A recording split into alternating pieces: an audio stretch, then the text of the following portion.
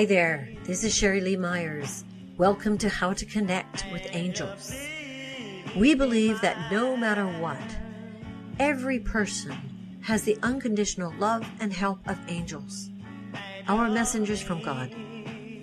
But we have to be willing to believe, and we have to be willing to ask.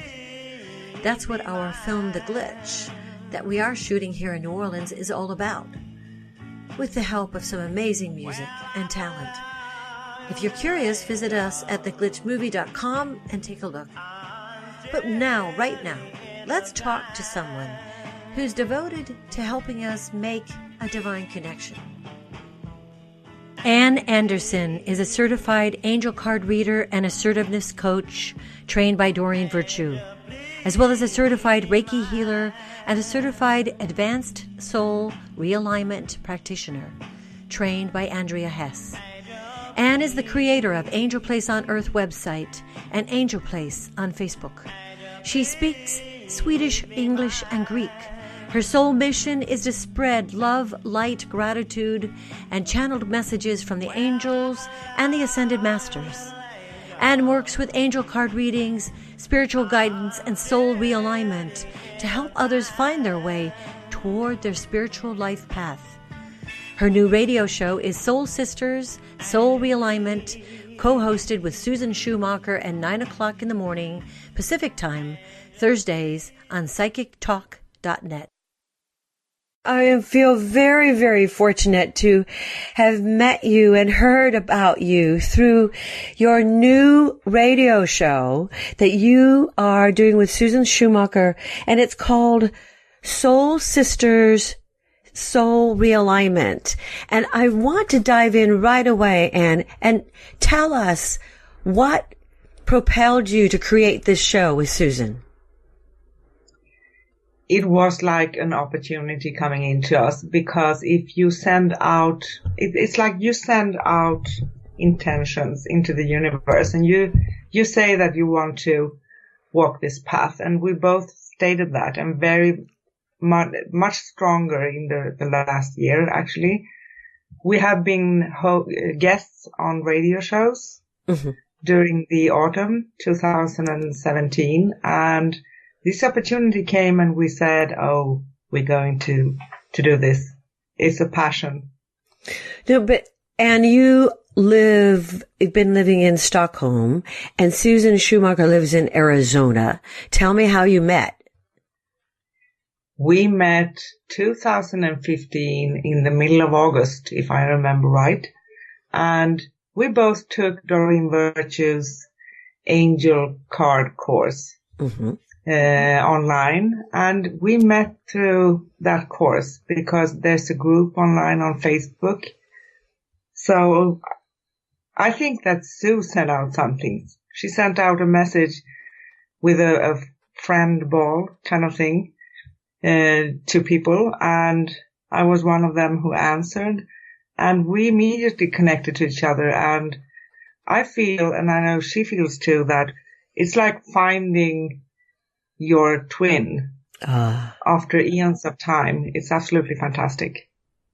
What is soul realignment?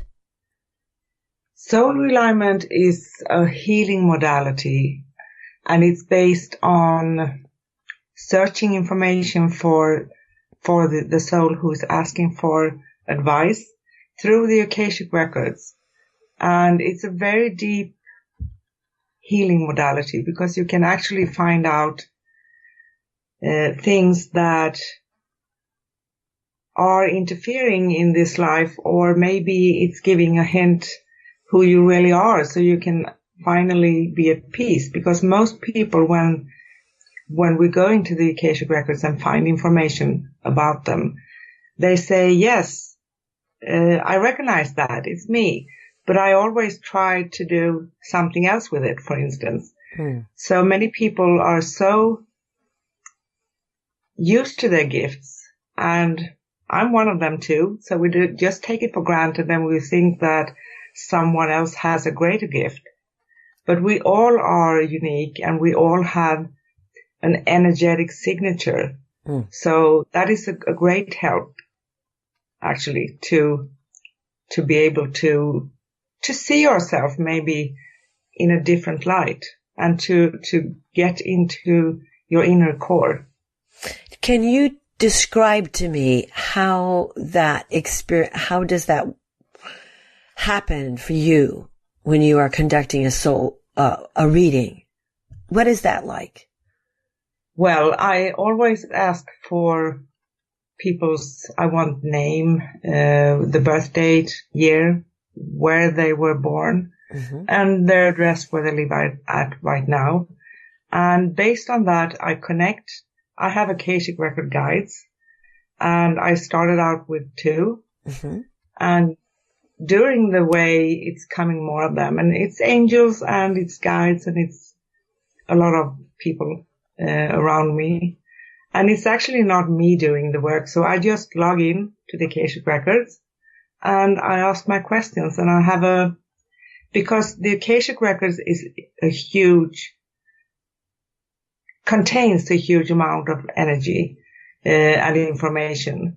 So if you think about it, it's from the very beginning, the origin of a soul until this point in time. So it's a lot of information. And what we want to do, we want to find information that is relevant to this life right now.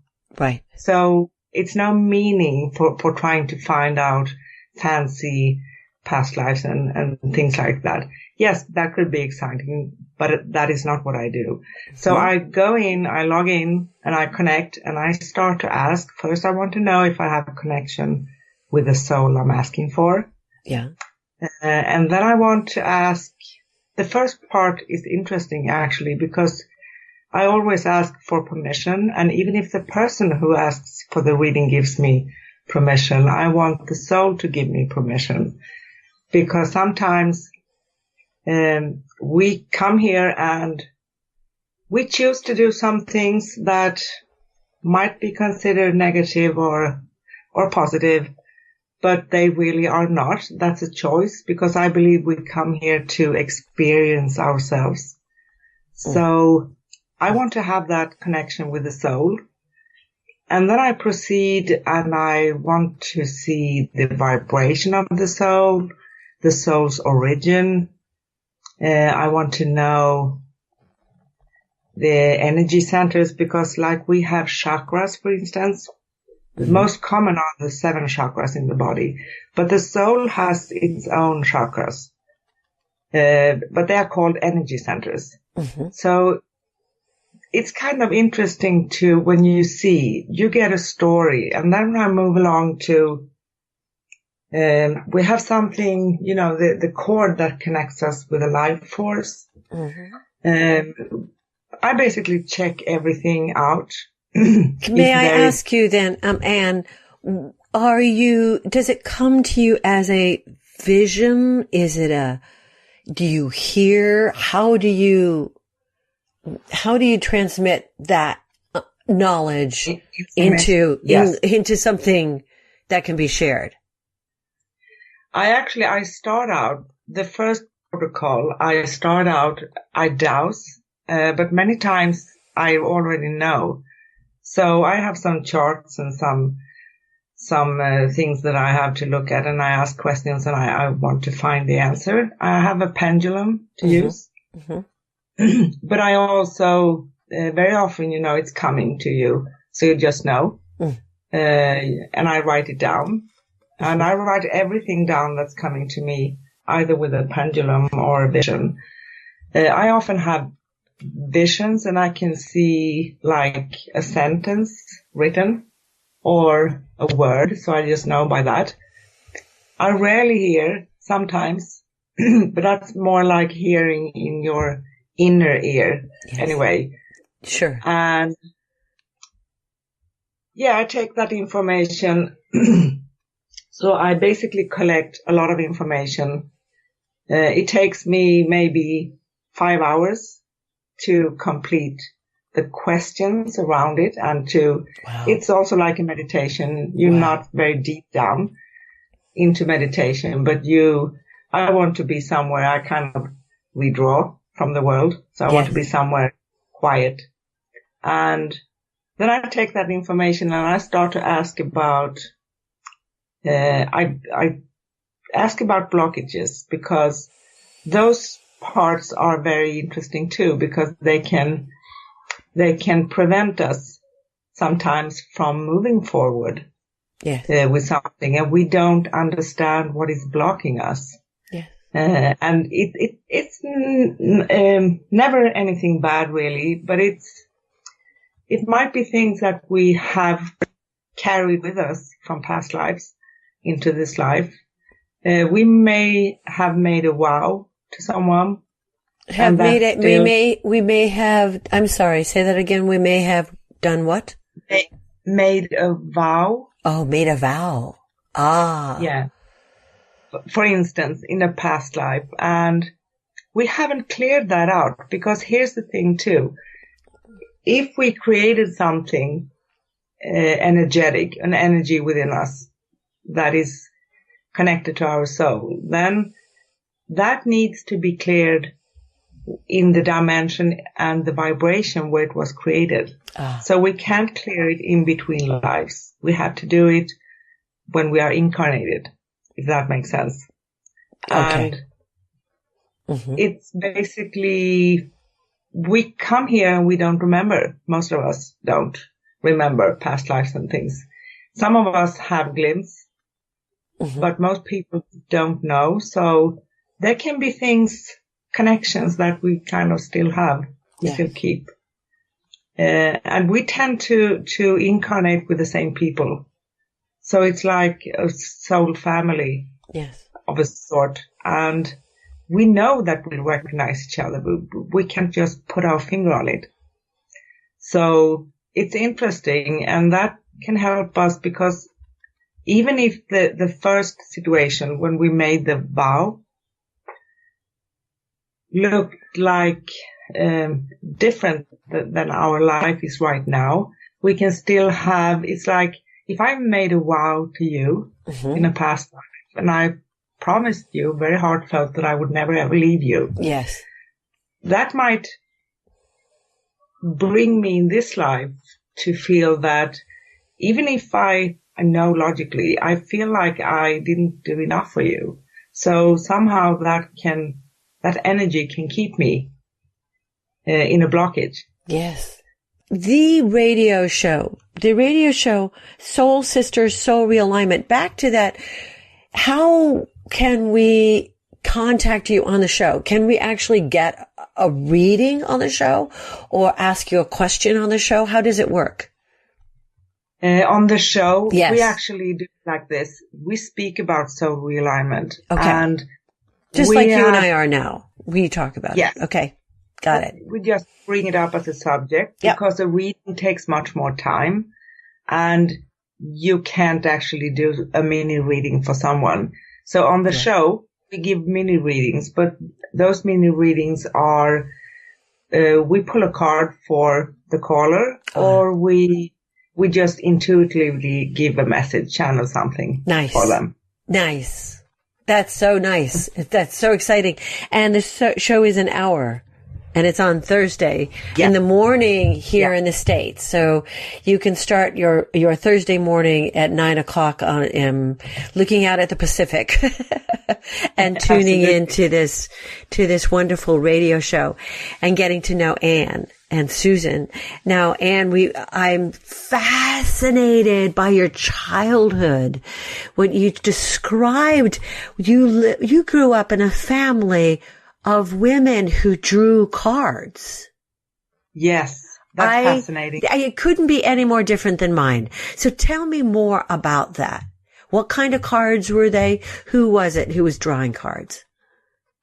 Actually, my grandmother, she pulled ordinary play cards and she did readings. Yes. We never had the discussion with the spiritual side of it because she just had the gift. Uh-huh. And for me, it's not just that you have something, but they go hand in hand, if that makes sense. Because when you have a gift and you don't understand everything you receive, how you can interpret it. And I think these times we live in right now are very special because I think it's the first time in our human history where we have so much contact with each other, so we can learn and we can figure out. So my grandmother, at one point, I think I was around maybe 12 years old, she stopped with doing the readings because she got afraid. I think she knew she could see things and give people messages, but she didn't have the spiritual side of it and how you can grow into. But my mother actually continued a bit. So I started to visit meditations with my mother, and my mother looked at tarot cards as well. But my mother had the opinion that tarot cards, they are not always of the light, because I think that is, many people think that because they have the death card, the tower. Yes. And it can really look very frightening. But if you think of it, how it actually can mean, and I think it means, for instance, if you pull the death card, yes, in an ordinary tarot reading, for me, it's like that means that a cycle in your life is coming to an end. Yes. So it's new beginning in reality. Yes. And the tower is like, sometimes things have to fall apart. Yes. So you have to release something so you can keep on and let something new into your life. She also kept that gift to do it with ordinary play cards. And she did for me until one point too, where she went frightened because she was absolutely so spot on, and it was not such a joyful experience. She said that I was going to get an inheritance, and we couldn't figure out from whom. And a week later, my boyfriend died. Oh, that was the terribly tragic. Yeah, I think she was a bit shocked by that too, because she actually told me a lot of things in that reading. And I think it's important to know that when someone gives a reading, if I would do a reading for someone, I'm just trying to say what I see, and we try to say it in a nice way, of course, but it's not to put it in roses either, because sometimes we can help someone if we can prepare them for that something is coming for them in a nice and calm manner. But my mother did something else for me. She invited me to some meditations with a guru called Maharaji. So I think I was going to those meditations for maybe 6 months or so, and it's called The Knowledge, and it helped me a lot. And I was initiated, and they opened my third eye. And did you feel that? Yes, was it? Wow. And how old were you? I was 20 years old. Oh, wow. Yeah, it was fantastic. In 2000, you felt the calling to develop your spirituality more consciously. So some things happened with you and with the angels. You had angel encounters. Yes, I had many encounters, and we were we had a little bit of a rocky marriage. I think that's usual, because when things happen in your life, then you tend to seek for a deeper meaning. So I think that pulled me very much. And I had this sense and feeling of being surrounded by angels and by spiritual beings. And I felt it almost daily. So I said I had to do something. And when you open up also, when you set your intent and say, I'm willing to start to develop this further, then the universe often, and the angels and your guides, they often increase their presence for you. So I found a group, which I didn't expect. here in Greece, a group of Swedish women studying the Celestine prophecy with James Redfield. So I started to study with them. Wow. Yes. Wow. Yeah. You found sisters, you found soul sisters in Swedish soul sisters in Greece, reading the Celestine prophecy. Wow. Yes.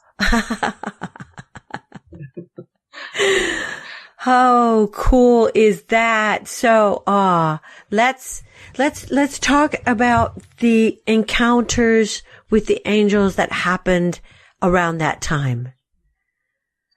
Yes, for instance, I could feel while I was sitting, mostly actually on the porch. I think you say veranda outside here. Mm-hmm. I could sense, I saw like orbs in the air, and I could see, at one point I saw a huge angel. I think it was over 2 meters, maybe 3. Mm-hmm. It was very big. Mm-hmm. And I was a bit sad also at that point. So I felt that they came just to comfort me, and also to show me that I'm not crazy, because sometimes you think that, am I imagining myself this? Yeah. Because I'm having a kind of a hard time and a challenge. Mm-hmm.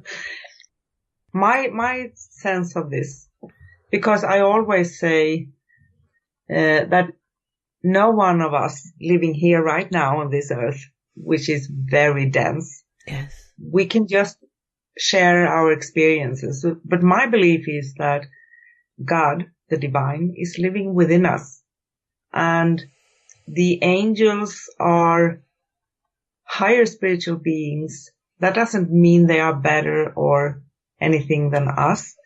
They just have another task, and I don't believe that angels come here to incarnate like we do. They have other duties to do, mm-hmm. so to speak, in the dimensions. And we chose this thing to be here, to come here and incarnate here on earth.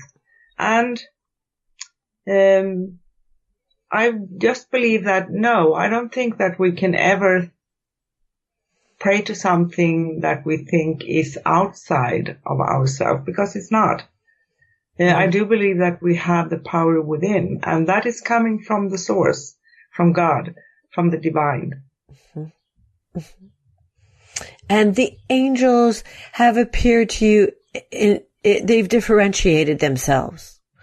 You talk about the archangels. Please explain more of that experience. Yes, they have come in different manners. It's usually when I don't ask them to come, and I don't expect anything. Last year I had 3 incredible encounters with Jesus. But he's more considered an ascended master, I suppose. But for me, he's an angel too. Mm-hmm.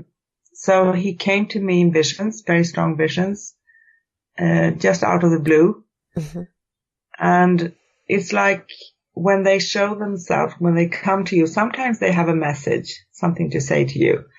And other times they just want to make their presence shown for you, so that you know that the signs around you, because it can come either you can channel their messages, or you can see signs in your reality, if that makes sense. Yeah. So angels, for instance, Archangel Mary, Mother Mary, the Divine Mother, she's coming to me too, and she helped me with many things. And I asked her, I usually pray to her for help when I know that I need some strength.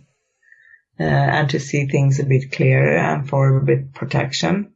And she's always showing the way. Sometimes we tend to be very impatient here, so we want things to happen at once. But if we just calm down, center, they will show us everything. And also in the Akashic Records, we have different kinds of guides, because they have different energies and they're helping with different tasks. Mm-hmm. So my first guide there. I was surprised myself. That was a dragon. And I said, I never worked with dragons before. Yeah. But it makes sense because, you know, dragons are very powerful. They can handle all elements. So that's beautiful. And then I got Archangel Raziel. He's a messenger of God. He's keeping the secrets of God and the divine. And that was a real honor. I feel very honored for them to come, but I always know that they have something that they want me. Either I get a message. Sometimes I can sit down and write, like automated writing, so to say. And but they always want to show me, and I know that when I have, for instance, Archangel Raziel in the Akashic Records, that makes total sense, and he's actually in charge of the Akashic Records. I had no idea. So it makes you feel, I don't know, it feels just so, it's so honorable, and it's so, you are filled with so much love. So it's really incredible. Yes. Tell me the name of the book that your chapter is in. Yes, it's called Warrior Women with Angel Wings Born to Love. Awesome. Warrior Women with Angel Wings Born to Love. And Ann Andersson, because your life has been very dramatic with relationships. Yes. And fortunately, we have your wisdom of having experienced those relationships in every, with a lot of drama and a lot of trauma, but also your relationships and your understanding that relationships are key to our evolvement. Yes, they are. My belief is that we should not be afraid to be in relationships, because relationships are really good to help us grow. That doesn't mean that we should be somewhere where it's, dangerous for us or violent. Yeah. But I think if we are open and really look, and I think many people, and I've done this myself, it's very easy to talk about this and say it, because when we react to something in a relationship that someone does, we feel that they do it to us, right? Yes. But I yes. Think it's a really great key if we can look at that situation and say, why do I react? What part in me feels hurt? Why do I feel that? Because I think a good thing with relationships is that eventually they will put us to see ourselves. It's a mirror for us. So if we can have that go in, because someone said, I read that a lot on Facebook and I love the saying. They say, the only way out is within. So if you can love yourself enough, then you're not dependent to have a relationship with someone and to project things on them, or they project them on you. Yeah. If that makes sense to you. So it's very easy to say. It's not so funny when you're sitting in that specific situation, because we have feelings here. We get angry, we get irritated, annoyed, and we have those other feelings. We feel the passion and, the romance and everything. And that's fine, but we should really actually develop that in ourselves first, because if we do, then we would not respond in our relationships, and we attract someone that is more like what we feel we would really want to have. But until we reach that point, it's difficult to do that. So we need to, it's like an ongoing circle. And I think many people ask about, why does this person do this to me? And what is this person up to? Is this relationship going to last for a long time? Yes. And those are all interesting questions. But I don't think it's really written in stone because it's up to us. My viewpoint is that we have the choice, but we need to be conscious. So I think also that most of the time people already know the answer, but they still call. We want a confirmation from someone to see my senses, are they right? Did I feel the right thing about this?